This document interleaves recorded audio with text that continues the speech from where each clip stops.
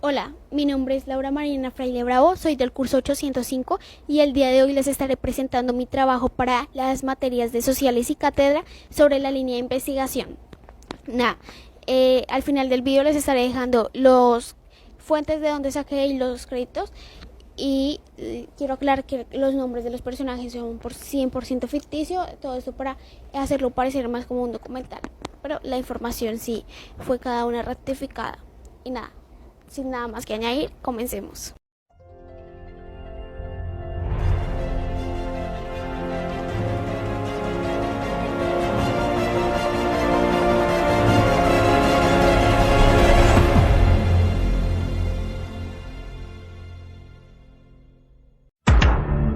Nadie eligió a sus padres, tampoco su entorno y mucho menos su sexo. Nadie eligió nacer siendo varón o siendo mujer. Nadie eligió su sexo, pues es algo que no tienes poder sobre él, pues es una asignación biológica. La humanidad se ha desarrollado bajo el criterio de que nuestra especie se divide en dos categorías, ser hombre o ser mujer. Dentro de la biología y la medicina, uno de los elementos que da certeza a este proceso es la diferenciación sexual, es decir, el conjunto de fenómenos biológicos que determina que una persona se desarrolle como hombre o como mujer. Las preguntas, las metodologías y los conceptos sobre los que se agrupan sobre las observaciones de la diferenciación sexual han variado a través de la historia. En la actualidad se han identificado como puntos de partida de la diferenciación a procesos que aparecen en etapas muy tempranas del desarrollo embrionario. Una de esas señales es el momento mismo de la fecundación. Mi nombre es Carla y acompáñenme a ver en sí qué es la teoría biológica del sexo. Para comprender mejor esto de la teoría biológica del sexo, la señorita Dulce nos explicará. Muchas gracias por aceptar nuestra invitación, señorita Dulce. Para mí siempre un placer desde que pueda compartir mis conocimientos con ustedes. ¿Qué te parece si nos explicas un poco más de qué es eso del sexo biológico? Bueno, en resumidas cuentas es el sexo que te asigna la naturaleza al nacer, que ni tú ni yo tenemos poder sobre él. ¿Y cómo es la asignación de sexo? En primer lugar, te hablaré de la gametogénesis, que es el proceso donde se generan las células sexuales, espermatozoides en el caso de los hombres y óvulos en el caso de las mujeres. Estas células, es decir, los óvulos y los espermatozoides, no tienen 23 pares de cromosomas como los tienen las demás células de nuestro cuerpo, sino que cada uno tiene 23 pares. Es decir, que cuando el espermatozoide fecunda el óvulo forman un cigoto y ahí ya tendrían los 46 cromosomas o pares de cromosomas, 23 por parte de la madre y 23 por parte del padre. Los óvulos de las mujeres siempre tienen un cromosoma X, pero si el espermatozoide tiene un cromosoma X y este es el que fecunda el óvulo para formar el cigoto será resultante XX, es decir, dará un cigoto femenino. Pero al contrario, si el espermatozoide que fecunda el óvulo tiene un cromosoma Y, el cigoto será resultante un cigoto masculino, pues daría XY y listo, ahí está. Cuando es XX forma un cigoto femenino, pero cuando es XY forma un cigoto masculino. ¿Nos podrías por favor entonces explicar qué es ser hombre y qué es ser mujer? Exactamente. Bueno, en la actualidad, para definir el sexo, los criterios que se tienen en cuenta son el sexo genético, cromosomas XX en la mujer o cromosomas XY en el caso de los hombres, como lo mencionamos anteriormente en la asignación de sexo, o también presencia o ausencia de genes determinantes de sexo. La B sería estructura gonadal, la presencia de ovarios en las mujeres y testículos en los hombres. C. La forma de los genitales externos, la presencia de vagina y estructuras vulvares en las mujeres y el pene en los hombres. D. La morfología de sus genitales internos, la presencia de útero y tropas de falopio en las mujeres y la ausencia de ellos en los hombres. Y E. Las hormonas sexuales, estrógenos y progesterona en el caso de las mujeres y andrógenos en el caso de los hombres. Bueno, en resumen, el sexo genético, la estructura gonadal, los genitales externos, la morfología de los genitales internos y las hormonas sexuales, esas serían las principales características y o diferencias entre sexos. A partir de esto surge una gran crítica por parte de la sociedad, pues se debate si realmente existen dos sexos, más, de pronto menos. En el siglo XX, según Marañón, describía que no existían dos sexos, pues en cualquier hombre era posible encontrar cierto grado de feminidad y en cualquier mujer era posible encontrar cualquier grado de masculinidad. Según Marañón, no existían dos sexos, existía un sexo intermedio. Y todo esto no solamente influye en ti, influye en las creencias, la religión, la mitología, la filosofía y todo esto, teniendo un efecto en tu vida cotidiana, llegando a la medicina y a la biología moderna. Según los datos publicados por el proyecto de Genoma Humano y Celera Genomics, los humanos somos parecidos en un 99%. Si los humanos somos tan parecidos genéticamente, ¿en dónde radica nuestra individualidad biológica? Para responder esto, hablemos de la individualidad del sexo. El concepto de la individualidad sexual, por su parte, permite entender cabalmente las contradicciones al postular el número en términos de la unidad. De acuerdo con esto, no existirían dos sexos ni otro número, sino un sexo individual. Este se originaría entre la mezcla de atributos femeninos y masculinos, desde la etapa embrionaria. En resumidas palabras, somos un sexo individual y nos vendríamos a diferenciar a partir de cromosomas, hormonas, etc., porque de eso trata en sí la individualidad del sexo.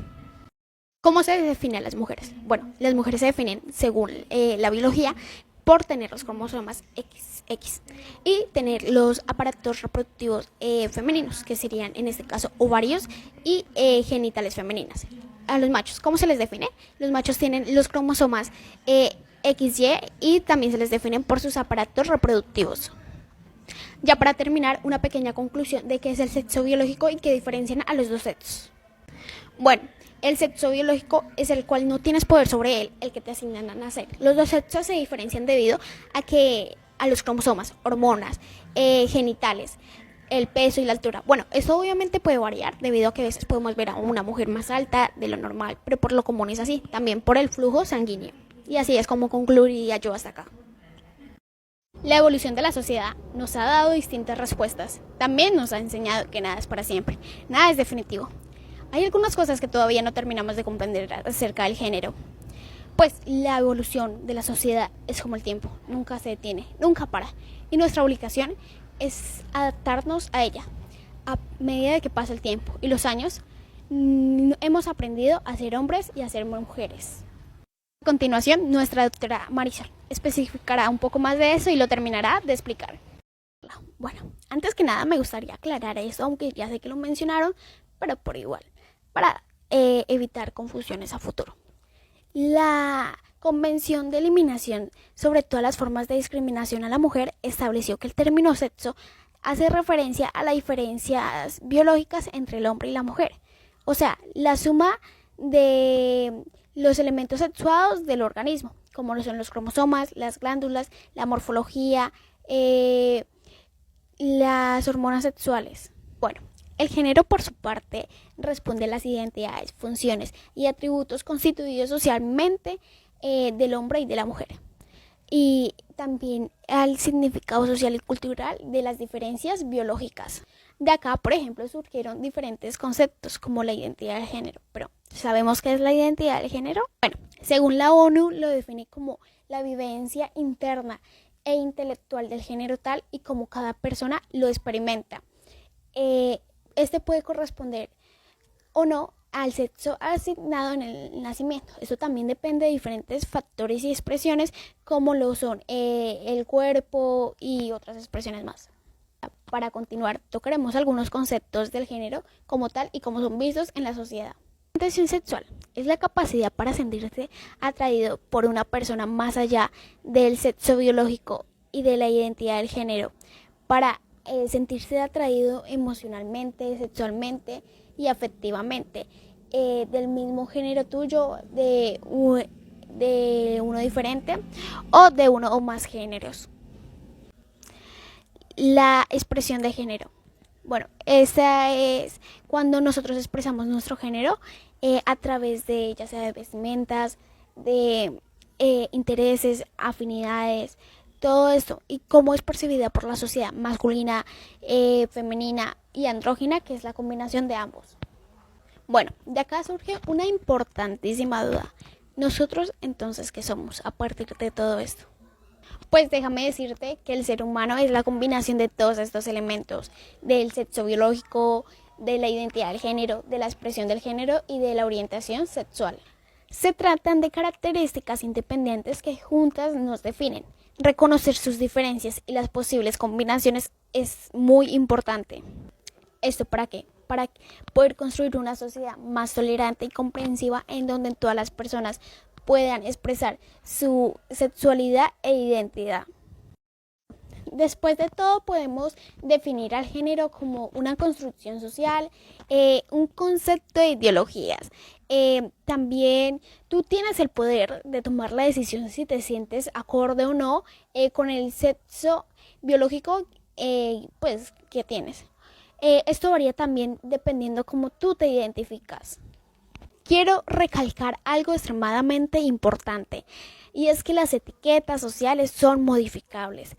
Lo que hoy tiene la ideología de que es ser mujer o ser hombre es modificable, como todo lo que se piensa que el vestuario, la ropa, el comportamiento, las creencias son de mujer, mañana pueden ser de hombre o viceversa. Un ejemplo de esto serían las faldas, que bien se sabe que los hombres antes utilizaban las faldas, pero ahora las faldas son consideradas de mujer. Gracias, Marisol, por esta explicación. Ahora ya tenemos el poder de saber diferenciar entre sexo biológico y género, y sobre todo saber diferenciarlos para usarlos en cada ocasión en la que sea adecuada. Ahora seguiremos con unos conceptos que son muy sonados en la actualidad. ¿Pero acaso nosotros sabemos el origen de estos? ¿Qué son y cómo son tomados por la sociedad? Pues conocer el origen de un movimiento es importante para saber a dónde va. Así que vamos con la licenciada Alexandra. Bueno, hablaremos del patriarcado. Para empezar, hablemos en sí de la palabra patriarcado. Desglosémosla. La palabra patriarca y patriarcado derivan de pater. Y patria, patricio, patrón y patronal también derivan de pater. Más casualidad no podría ser. Ojo acá. Me puedes preguntar qué es el patriarcado y te podría responder, según Herdar Lerner, es la manifestación e institucionalización del dominio masculino sobre las mujeres, niños y niñas. Básicamente es el dominio del hombre sobre la mujer en la sociedad, en cuanto a poder, en cuanto a dinero, en cuanto a toma de decisiones, en cuanto a todo relativamente. Pero al escuchar esta definición quedamos como que un poco perdidos y pensamos que es incompleta en sí. Entonces, para comprender un poco más, vámonos a años atrás. Un dato interesante es que en los primeros grupos los esclavos eran las mujeres, mientras que a los varones se les mataba. Esto, la opresión de mujeres, además de tener discriminación, tenía sexismo, lo que trajo en sí la opresión de clases. Desde años atrás, las mujeres han tenido una lucha realmente dura, mientras que los hombres, solamente por el hecho de serlo, han tenido muchos privilegios, ocasionando que la lucha de las mujeres quede por detrás de ellos. Por ejemplo, a través de un hombre, las mujeres podían acceder a los medios de producción y recursos, o a través de su conducta sexual se decidía su pertenencia a una clase. A través del padre, o la figura masculina decidida sobre la vida y el futuro de su hija, por lo menos hasta que ella se cansara y pasara a protección de otro hombre. Más o menos un grupo dominante al que se le considera superior y un grupo subordinado al que se le considera inferior, desde las obligaciones mutuas y los deberes recíprocos. El grupo dominado cambia su misión por protección y trabajo no remunerado por manutención. Adivina cuál era el grupo dominante, o sea, el superior. Claro, el hombre, el varón, la figura paterna, la figura masculina, como prefieras llamarle. Y el grupo dominado era la mujer, es decir, que el control sexual de la mujer estaba protegido por su padre, por decirlo así, y que la mujer en las diferentes etapas de su vida cambiaba de protectores masculinos, pero que nunca superaría la etapa infantil de ser subordinada y protegida.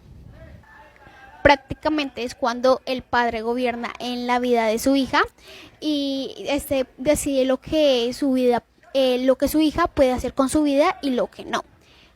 Las mujeres inconscientemente han participado en este proceso de subordinación durante milenios porque se les ha moldeado psicológicamente para que piensen su propia que son inferiores. La ignorancia de su propia historia de luchas y logros ha sido una de las formas de mantenerlas subordinadas. Nunca ha habido un grupo importante como ustedes que haya hecho algo importante. Ustedes no tienen historia, no han logrado nada. Eso se les dijo y ellas lo creyeron. La hegemonía masculina dentro del sistema de símbolos fue lo que situó en una posición desventajosa a las mujeres de manera decisiva.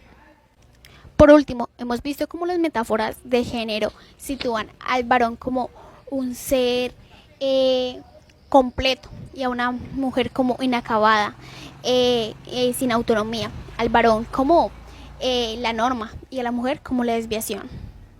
¿Cómo afecta el patriarcado a las mujeres? Bueno, estereotipos de belleza, roles de género estereotipados, también poca representación femenina en los gobiernos y por último la violencia de género física y psicológica. Ya podemos decir que el patriarcado es una forma de organización política, económica, social y religiosa, la cual tiene la idea de liderazgo y autoridad del varón sobre la mujer.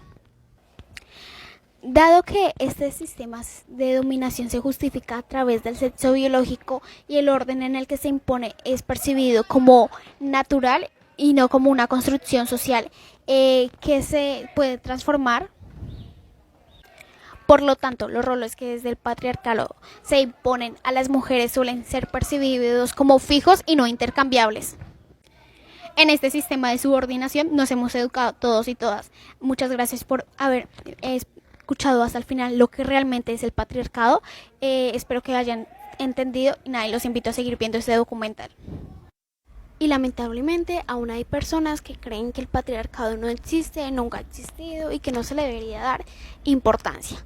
Pero bueno, ahora vamos a seguir con un concepto de otra situación más que tiene que afrontar la mujer, el machismo. Algunos consideran esto que es parte de la cultura, pero ¿será verdad? Para esto, Dani nos va a ayudar.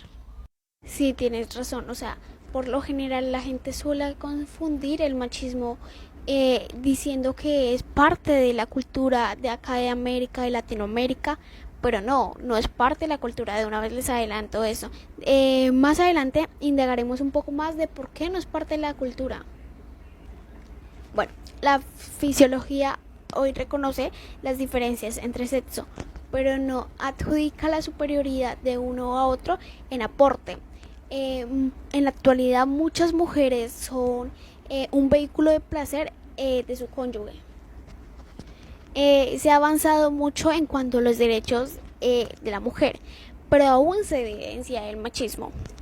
Por lo menos cuando lo evidenciamos en la actualidad, esa manera de pensar, por decirlo así, en el que normaliza el trato desigual a las mujeres, donde las discrimina y las descodifica. En esta idea machista, el marido tendría por derecho la potestad de castigar a su pareja cuando ésta se desviara del rol de sumisión y servicio esperado. La mujer, en base a sus ideales femeninos, aceptaría este castigo o maltrato considerando que lo merece ante esta violación de las expectativas culturales. Incluso cuando el hombre no cumple adecuadamente con su rol cultural, la mujer le debe respeto. Es por eso que el machismo no es una cultura ni hace parte de una. El hecho de que esté tan normalizado demuestra que de pronto se criaron en un entorno donde la figura masculina era machista, era dominante, era discriminativa, la figura femenina tal vez era sumisa, aceptaba lo que la figura masculina le imponía. Es por eso que ellos son propensos a repetir estos mismos comportamientos. Y bueno, cada persona que piense que el machismo es normal, que este comportamiento es normal, demuestra la poca concientización que hay, la poca información sobre el machismo que se encuentra. Las personas tienden a pensar que es un comportamiento normal, pero no lo es. En conclusión, el machismo es aquella ideología que defiende y justifica el dominio y la superioridad del hombre sobre la mujer, el hecho de que él le imponga las cosas y de que ella debe atenerlas, a seguirlas, o si no, esta recibirá un castigo, un maltrato. El machismo exalta las cualidades masculinas como la independencia, la agresividad, la dominancia, tras estigmatiza a las femeninas como la dependencia, la debilidad, la sumisión, y todas estas cualidades podrían generar violencia y agresividad hacia las personas involucradas. Todo esto para establecer el orden de acuerdo a la ideología dominante. En conclusión, el machismo no es una cultura, no hace parte de una cultura. Cuando comprendamos esto como sociedad, vamos a avanzar, porque la verdad es que este comportamiento no debe ser normalizado. Este comportamiento genera violencia, discriminación. Completamente de acuerdo contigo. La verdad es que el hecho de que se confunda una ideología con un comportamiento lleva a que este se normalice. Y para continuar, seguiremos con la misoginia. Para eso la psicóloga Angélica nos ayudará. Todos sabemos que a lo largo de la historia el hombre ha sometido a la mujer de múltiples maneras, formando así sociedades patriarcales, y de que esto provocó que estos comportamientos pasaran de generación en generación.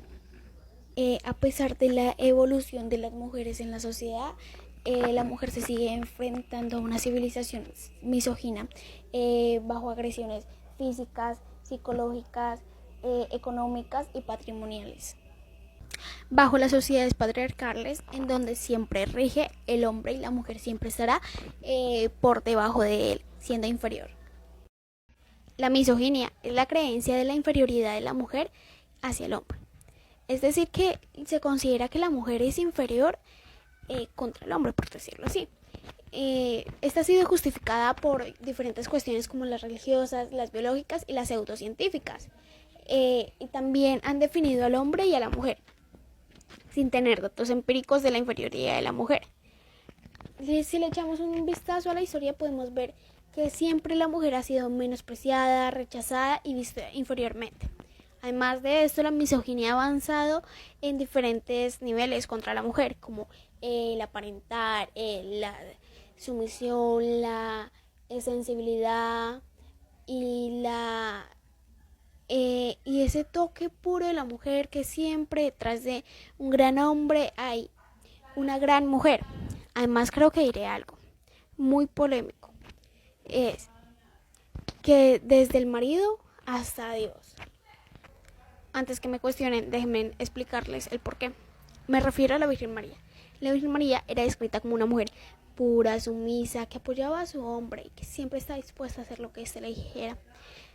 Pero era descrita con inferioridad. Y además quiero recalcar algo muy importante. Era descrita tipo como el objeto que facilitó que Cristo el Salvador llegara a este mundo.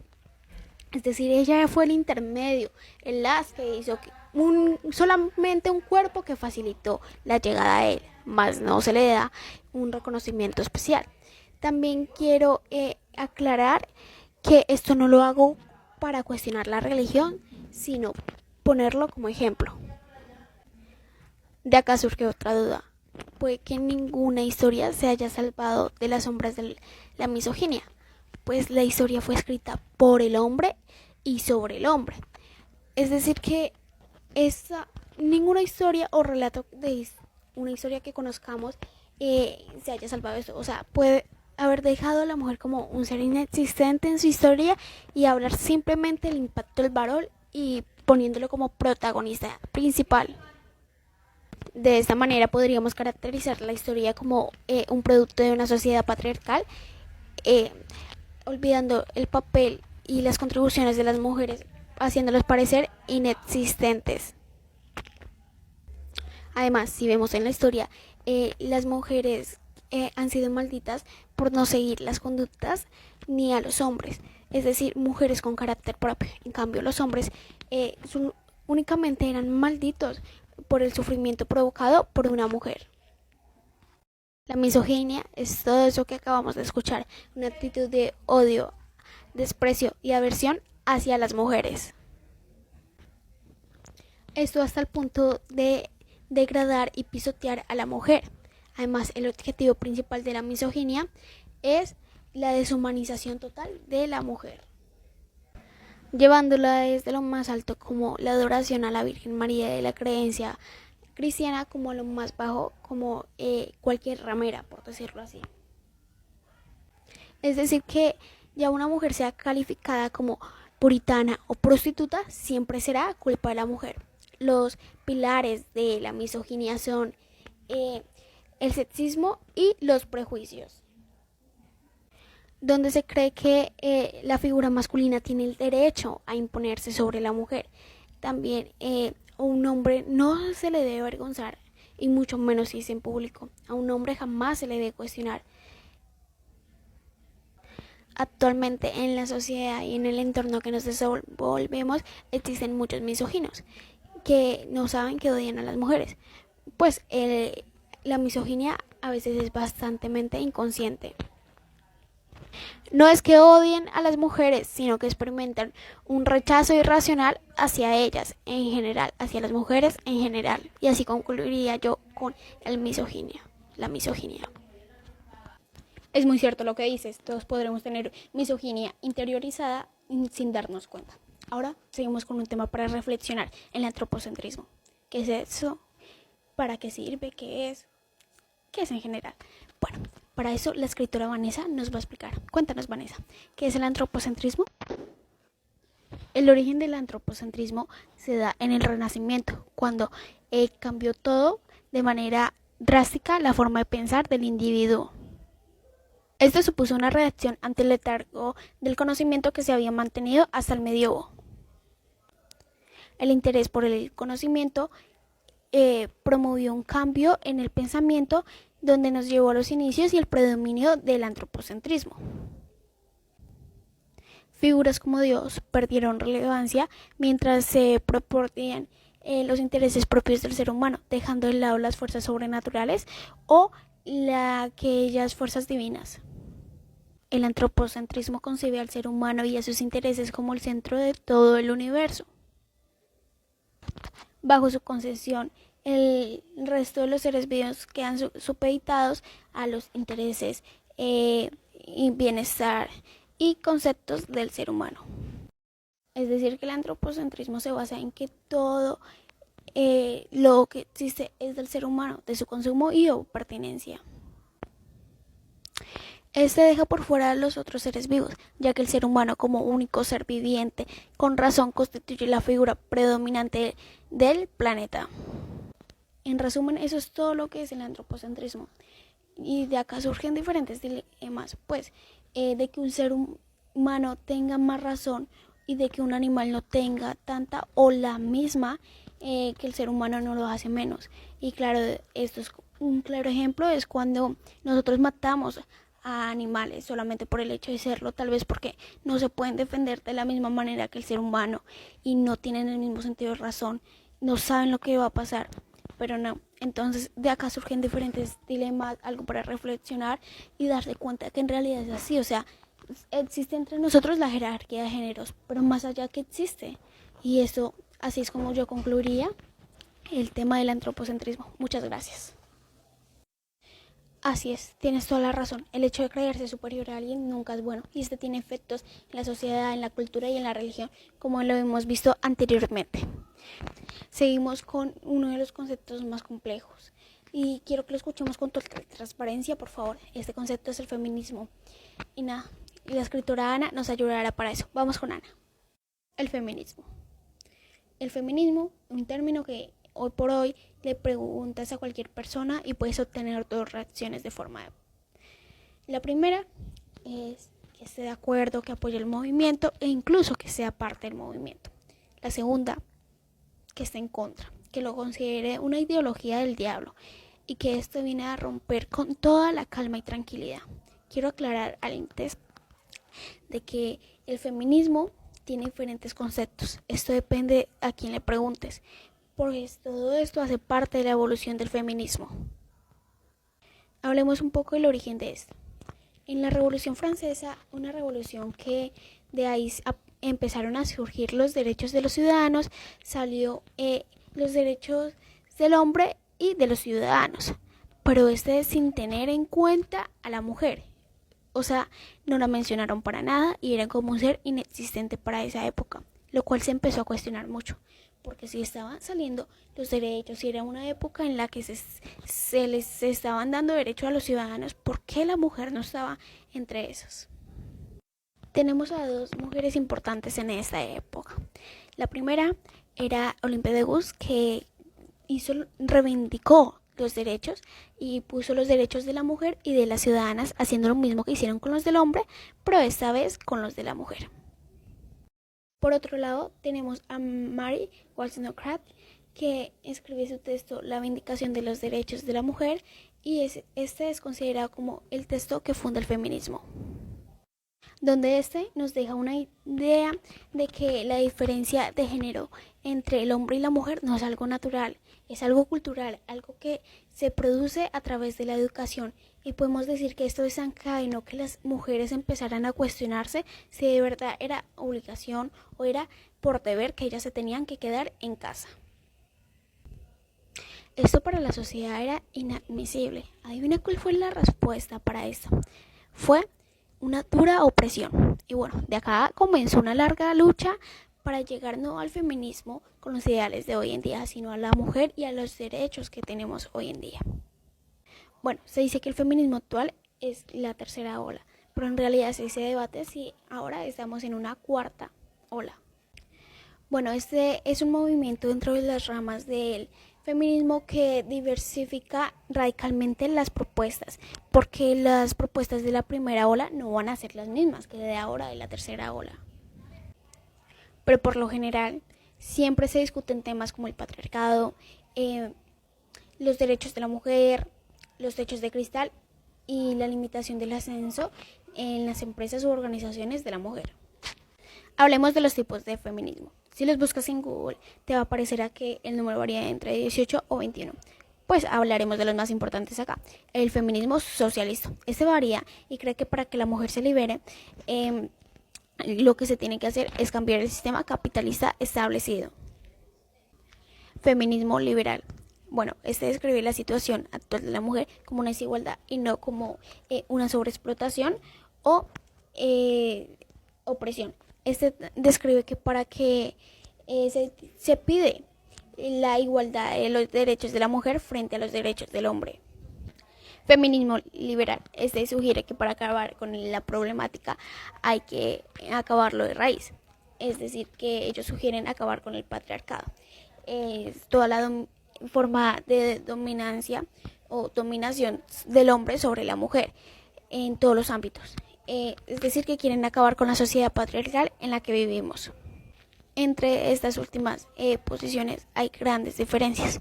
Por ejemplo, cuando subes una foto a redes sociales en una pose sensual, de pronto con poca ropa, para el feminismo liberal está súper bien, pues estás empoderándote.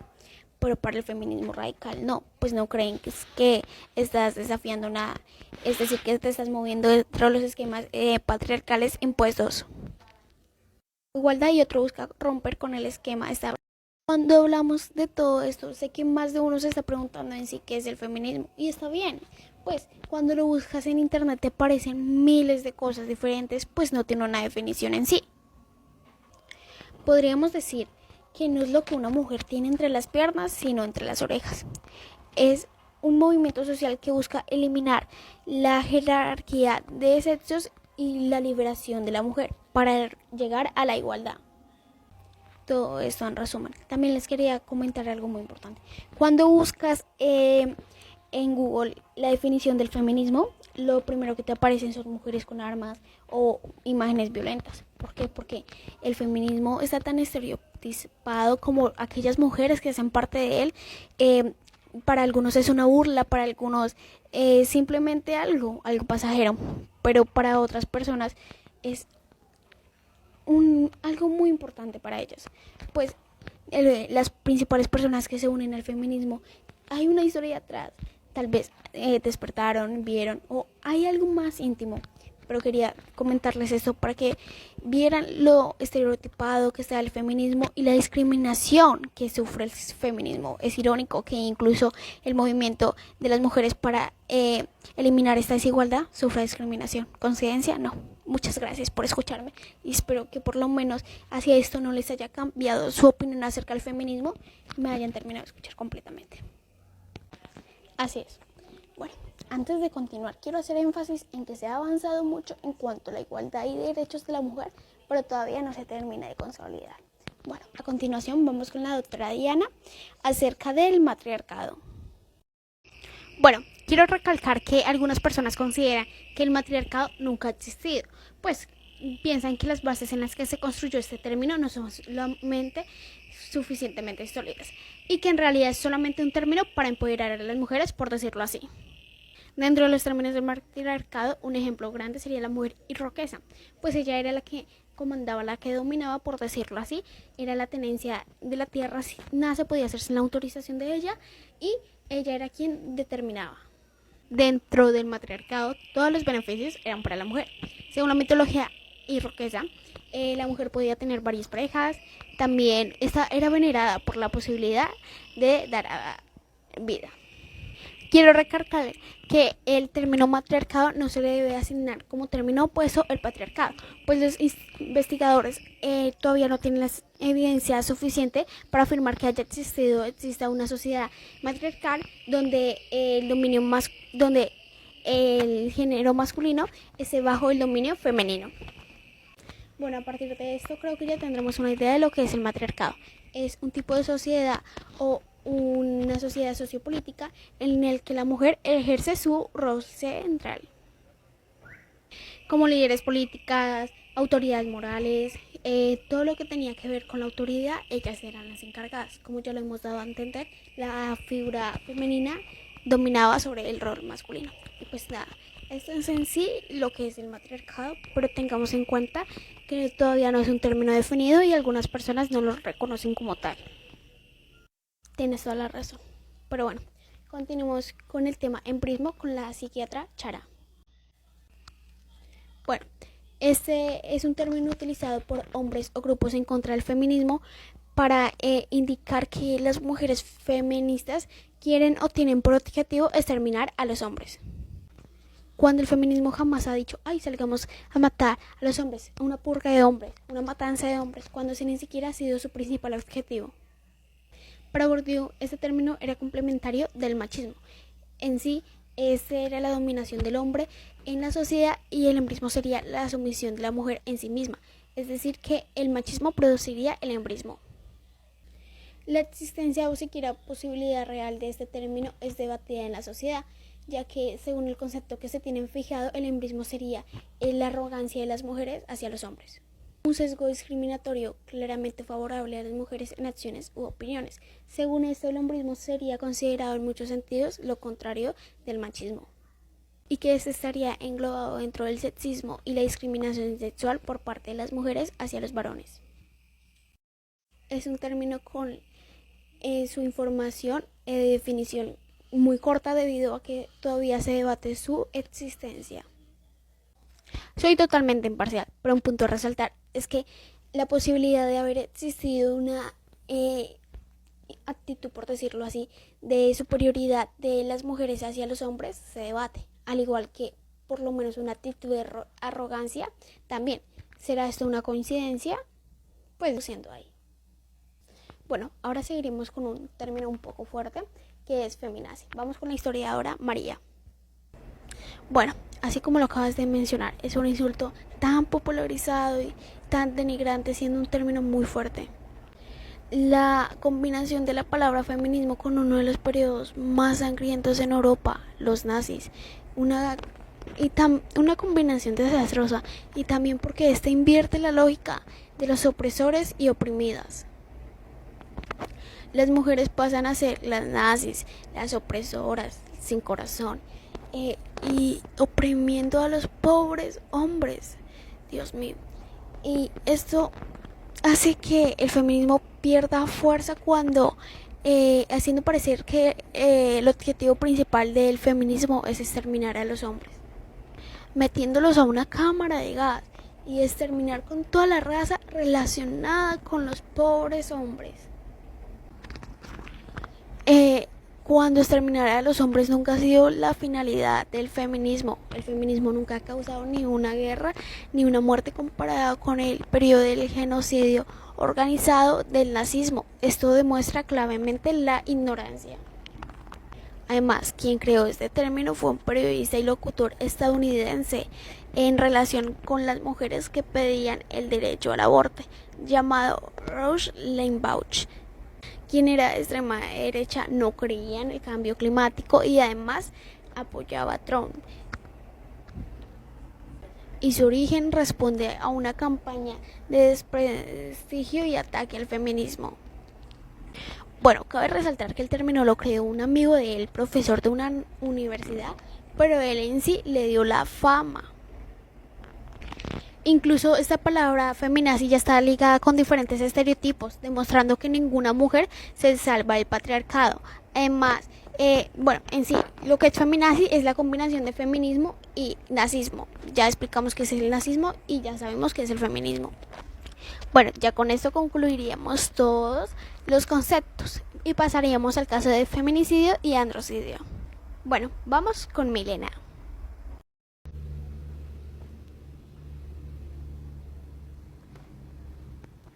El feminicidio que expondremos el día de hoy tiene por nombre La Nenita de los Lobos. El 3 de marzo de 2020, Guadalupe, una nena de 8 años, fue asesinada en un departamento. Fue quemada exactamente.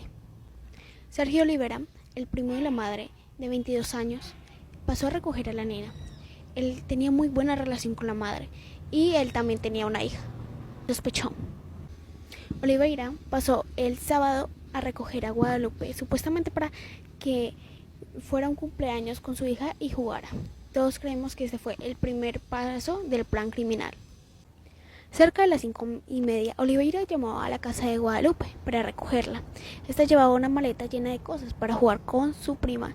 Esta se subió a la moto. Todo indica que este fue un maléfico plan que Oliveira ideó.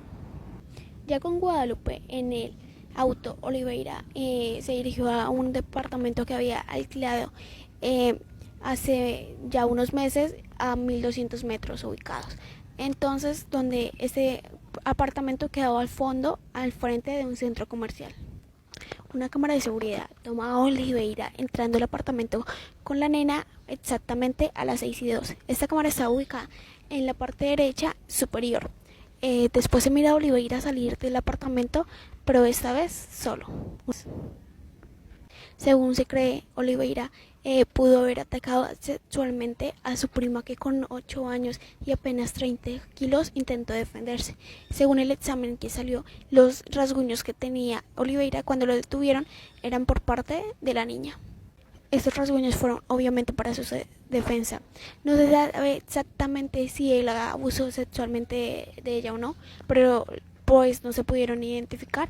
Pero lo que sí se sabe certeramente es que la nena, o sea Guadalupe, tenía distintos tipos de golpe que en el cuerpo que no le ocasionaron la muerte.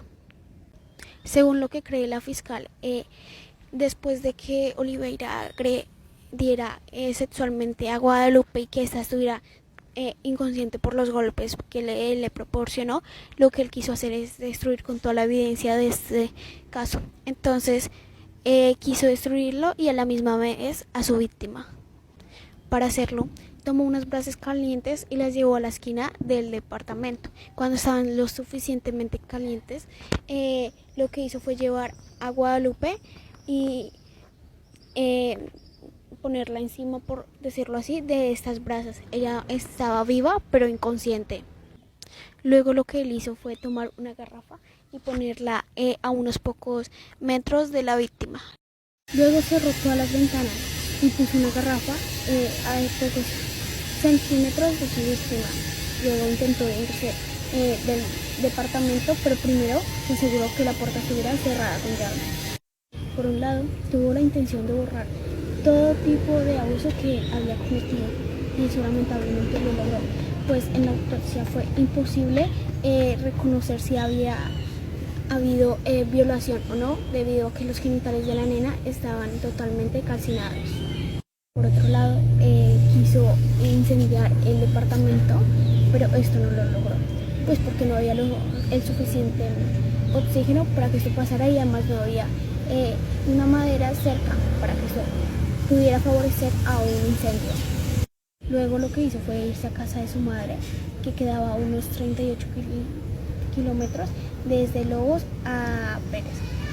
Este fingió sentirse mal y fingió haberse desmayado, tanto así que tuvieron que llamar a una ambulancia. En medio de la situación, el hombre le dijo a su madre, no la pudo salvar, lo cual ella quedó muy confundida y no entendía nada. En medio de la confusión, él dijo, me mandé una cagada.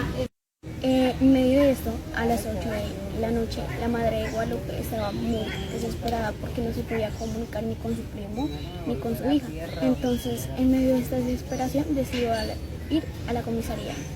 Esta radicó la denuncia y la mujer le advirtió a la policía de que él podría estar en casa de su madre.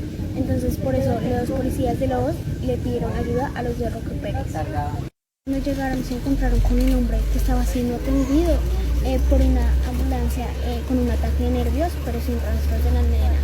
Entonces los policías de Lobo empezaron una búsqueda y al primer lugar al que llegaron fue al apartamento de Oliveira, que quedaba en el barrio Irigoyen.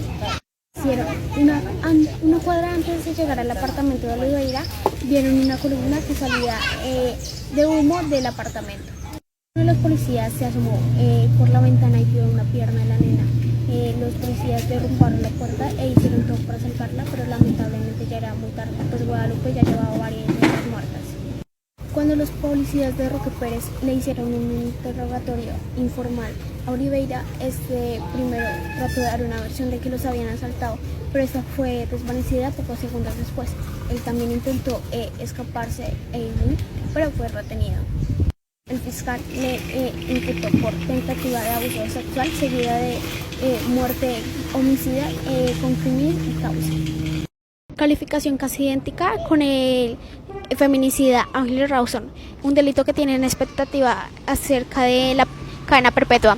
La pequeña falleció por quemaduras a sus órganos vitales. Bueno, el androcidio con el que continuaremos es el de Mañe Acordeón.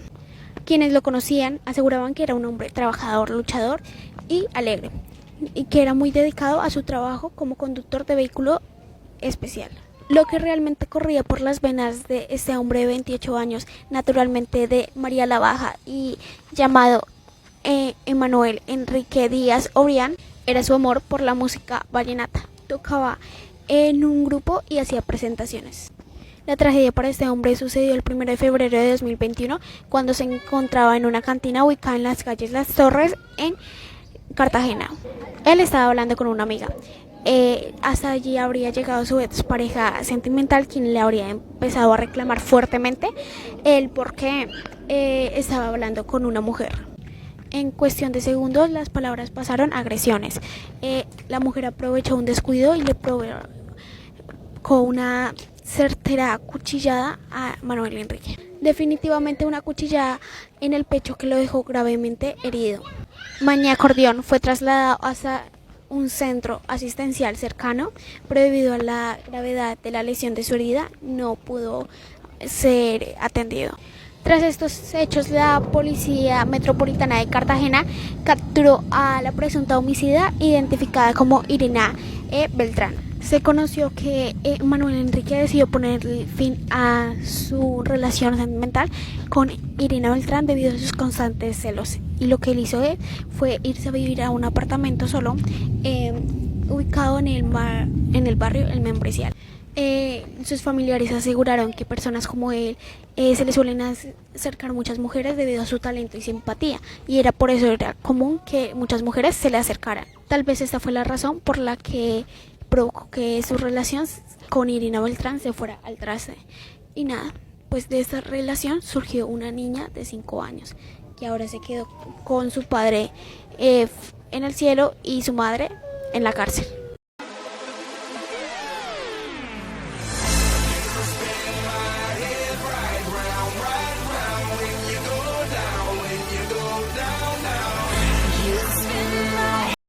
Bueno, y después de todo esto podemos concluir con algo muy seguro, y es que desde siempre se le ha menospreciado a la mujer, se le ha visto con inferioridad y se nos ha educado a todos con este pensamiento.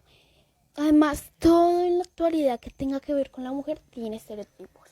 Que si es feminista, que es una lesbiana, que con vello corporal, bla, bla, bla.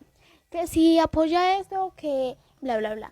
Que si no le gusta esto, que es una rebelicionista, que va contra Dios y va contra todo el mundo. O sea, nuestro pensamiento como ser humano se ha quedado estancado, la verdad. Pareciera que no hubiéramos avanzado. Avanza la ciencia, avanza la tecnología, pero ¿nosotros qué? Nosotros nos hemos quedado estancados. ¿De qué sirve que avance todo eso si nosotros seguimos igual? ¿Qué cambio habrá en realidad?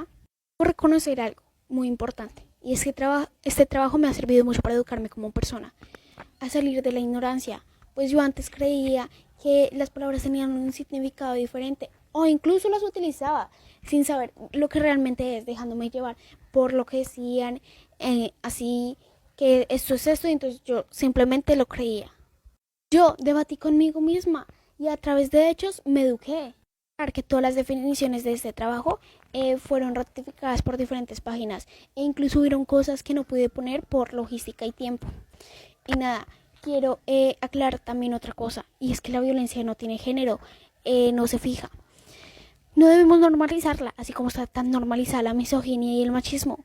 Esto no debe ser normalizado, no se le debe confundir un aspecto ideológico con aspectos culturales, o con aspectos biológicos, o incluso con aspectos religiosos. Esto no se debe hacer, la verdad. E incluso esto pasa en las celebridades. Un caso que no mencioné de feminicidio, quise mencionar pero no pude, fue que una mujer fue asesinada, y aunque todas las pruebas indicaran hacia el esposo, no fue todo por el dinero, por el buen team de abogados que se mandaban. Y adivinen cuál era uno de los abogados que los representaban. Así es, el padre de los Kardashian. O sea, a esto me quería hacer referencia, de que esto sucede en todo el mundo, y el hecho de que digan que no existe, realmente pareciera que no vivieran en este mundo. Quiero que todos nos empecemos a cuestionar sobre lo que es cada pensamiento, sobre el origen de cada nuestro pensamiento y cómo es en la actualidad, todo esto, para no caer en la ignorancia, no cometamos el mismo error, simplemente cuestionémonos acerca de todos. Y pues nada, reconozco que este trabajo fue un poco duro, porque me fue difícil recordar las cosas, pero reconozco esto como un logro como persona, ya que me eduqué. Muchas gracias por todo.